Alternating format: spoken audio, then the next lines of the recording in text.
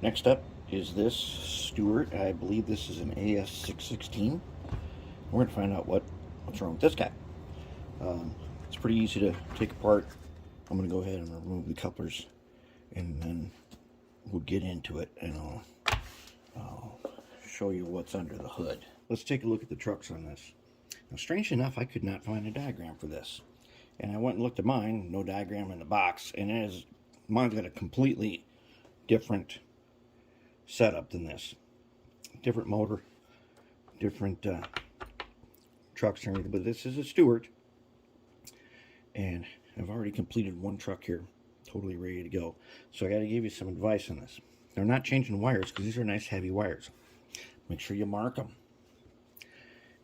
because these have that very tricky system of pickups. I'm going to get that cover off there. Did we get them? No, we didn't. We're going to take this one out. They have a pickup system. They only pick up power from 2 of the axles.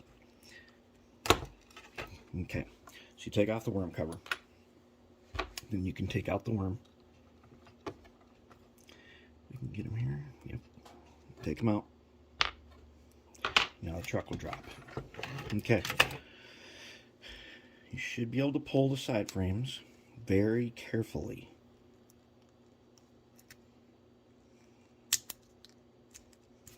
Okay. They use this.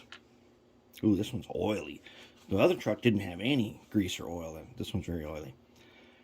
We'll fix that. But they use this. And these are sides and direction specific. That's why I say do one truck at a time. And make sure they are marked so you know which way. Because when we did that U36C not too long ago, we found that it was really hard to get them back on. Not only that, they weren't identical either. And I don't know why there's some hair fibers in here, but there's a few. Carpet fibers of some sort. I don't want to pull too hard when I can lever it a little bit. If I can get right there. Can I get it? There we go. Okay, yeah, we got some dirt in there. No big deal. We'll put that guy back on. Okay. Another one. Really greasy. So we got to get those cleaned. Okay, now these guys, you got to take off the bottom. This is one of those where you're going to come down from the top with your little screwdriver. You're going to do the tab. And on these, you usually have to do both sides to get them to drop. Now, I'm going to show you the gears. I'm going to show you now how to put them back in. Okay. Wheels look okay. Bottom plate. And now this guy is going to come apart. It's just pressed in there, friction fit. And then the gears will start dropping out. Don't panic. Don't panic. The gears are like, oh no, how am I ever going to get them back in? Especially if I don't have a diagram. Doesn't matter. I'll show you. All right. Now, really doesn't look that bad inside. The gears don't even look good. It's like there's like no lube inside, and all the lube is on the pickups. Here's how you figure out the gears. Okay. You got 3 trucks, right? All right, and we got all these gears here. The way these gears go in, number 1, look for the registration marks, the 3 dots. On the back side of Stewart gears, it says Stewart. Registration marks go up. So the big one, nope, we don't want to do that one. We're going to do this one at the worm first. So the one at the worm is going to be the intermediate size. You're going to go right like that. Then the big one is going to come in just like that. Okay, now this will drive these first 2 axles. That means to get all the way to the back axle, there should be 3 gears. Why 3? Because you need an odd number to make sure it's going the same direction. And then they just fit 1, 2, 3. That's how they go. That way, when this one turns this one, to go the same direction, you gotta have a middle one. Turns the last one, all wheels going the right way. Really easy. So I'm gonna drop all this in ultrasonic, put it back together. I'm gonna polish this up, get rid of that grease, and put them back together. And like I said, these things here, they're not just side specific, but they're truck specific too. If this is the same way as that C36 was, they go on. You can't put those two on the rear truck probably, and the axles won't all line up. That takes care of the trucks. Now we know how to put them back together too. Okay, I want you guys to look at something important here. This is the official documentation and technical details for KD couplers. This is a number 5. All right, take a careful look. Box on the bottom. That copper spring goes above the coupler and then the cover. Very important. It's supposed to go this way.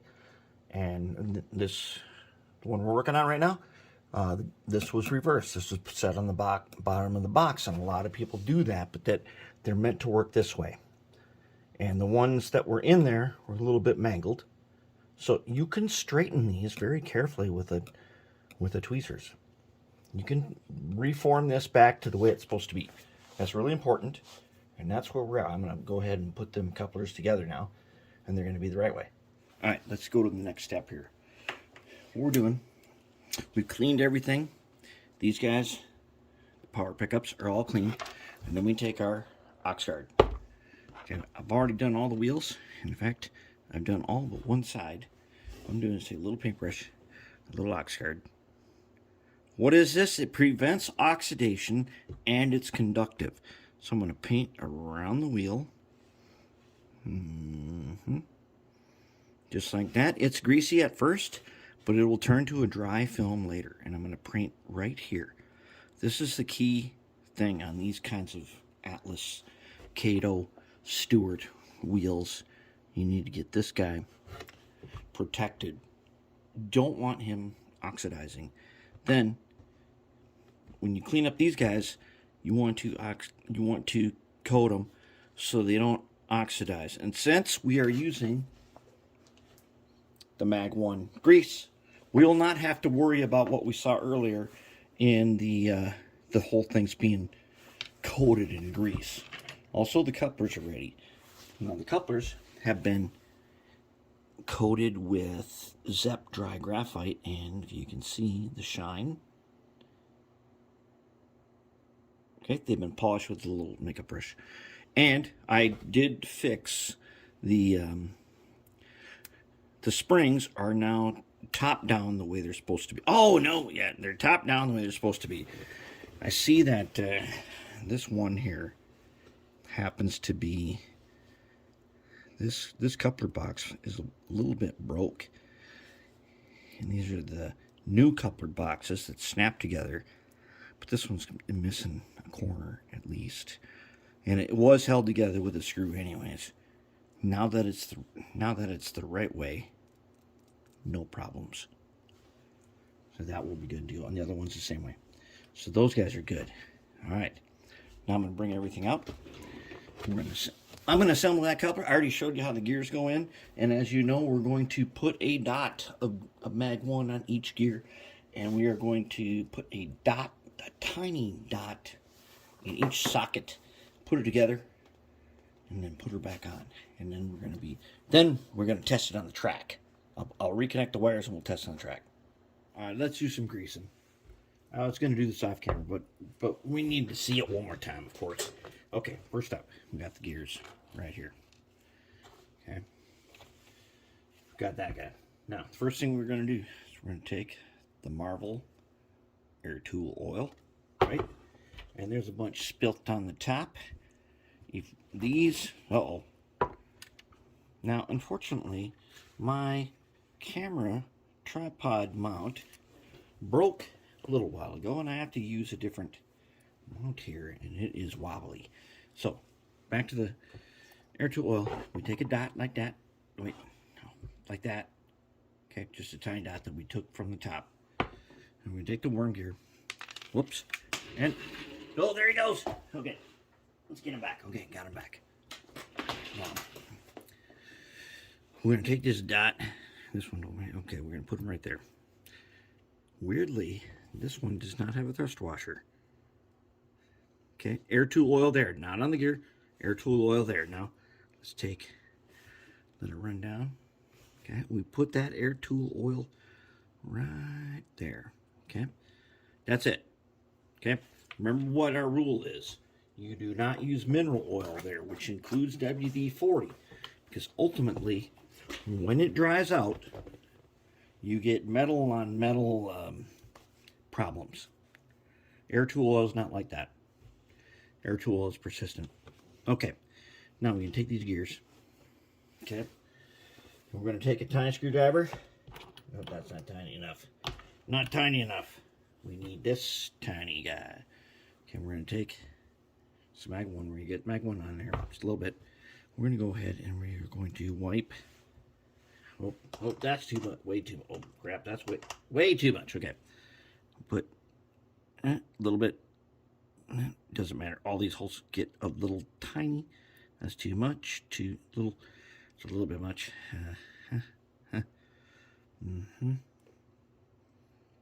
We get some on there. Yep. And that's a lot left. Let's move him. That's still too much. Tiny bit. Okay. Get him on there like that. Right? Now, let's go ahead and take our tweezers. Remember what I said. Stewart gears. I don't know if you can even see this, but take a look. They say Stewart gears on them. Crazy. Never seen anything like that. That's pretty good. But that doesn't mean that they're special gears. They're still 0.5 modulus gears. It just means that when they make them, they stamp them. Okay, so what we want to do is wherever it says Stewart gear, that goes down, and the registration marks, which are little dots, go up. We want just the tiniest bit of mag 1 in there. Just the tiniest bit. We don't need that much. Okay, there's 2. All right, now we take these, and we take a look at them, and we go 1.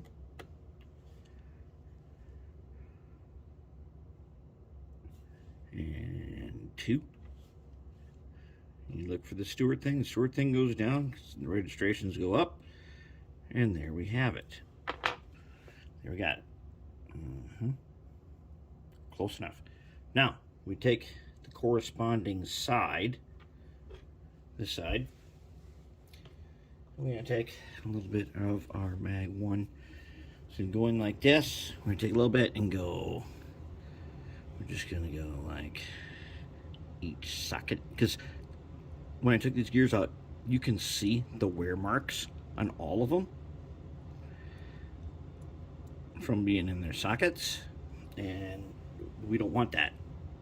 We don't want huge globs either, because you don't need that much. With mag 1, you don't need that much. Also, I did, for those of you that don't know, I learned recently when attempting to get some more mag 1, my friend and I went to the auto parts store. They didn't have mag 1, they had Valvoline, which had exactly the same stuff. So red lithium does come in Valvoline as well. All right, now we stick them on there. Oh my. Oh, that's good stuff. Yeah, that's good. Got our gears on. Now let's grease them. Let's grease about like that. That should be enough. A little bit like that. Remember, you don't need that much of this. This will spread exactly where you need it. We're just putting on a tiny bit screwdriver. Okay, good enough. That's going to take care of it. That takes care of that. Good to go. Now, worm gear. we're going to go ahead. We're just going to go a bit like that and that. We're just going to wipe some in there, and that's more than enough. Okay, these guys, we're going to go ahead. Each one of them is going to get a quarter round wipe. That's all, and not extra. Don't let it spread extra. Just quarter round wipe. Not even a quarter round, just a little bit. See, we got enough left. Because the Mag 1 goes exactly where you need it, and then it stays there. So you will never see like we saw when we took this apart with lube everywhere. That'll never happen with this. And how do I know that? Because I had locomotives in storage for more than 20 years, and even today, almost 30 years now, and it totally works. And the Mag 1 stays where it's supposed to stay. There it is. Now we're ready to put her back together. All right, let's bring him on in. I think we got him. Let's bring him on into the spaghetti bowl and see if he can pick up the scrapping train, maybe. Whoops. Oh, crap. Now, he was not, once again, he was not made for the tight radius, but he did make bridge 15.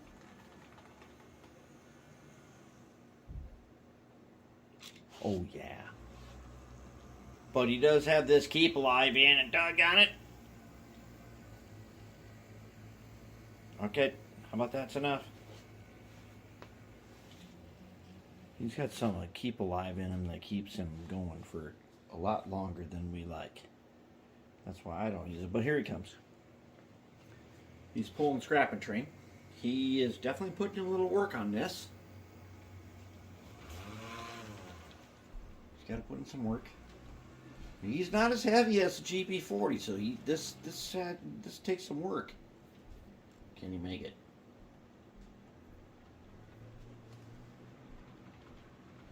That scrapping train is pretty heavy. Remember, one SW1500 cannot pull this. And he can pull it. I mean, it's pretty good. I think we figured out there. The problem was that the contacts were full of Teflon grease. That's one. And they caused intermittent contact. We solved that. There was no lube on the gears at all. It had all migrated into the contacts or the pickup. Oh crap! You see, he wasn't really made for doing this. He was not made for going into this tight radius like this. And the scrapping train is really heavy, but he did good. He did good. Let's bring him around.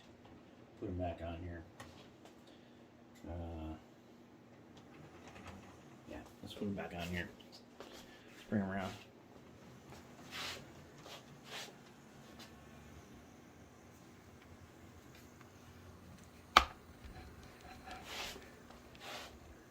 He's going to go around bridge 15.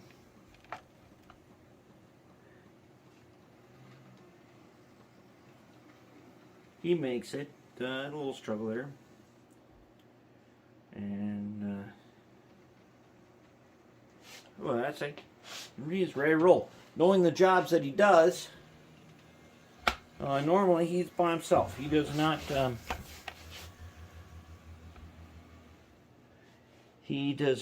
do too many consists. And we got him going nice and slow. Sweet. There it is. He works. And that's it. He works. All we had to do is really just give him a good cleaning. And he's ready to roll. So that's pretty good. That is number 12. So we got 13 and 12. There are now 11 to go.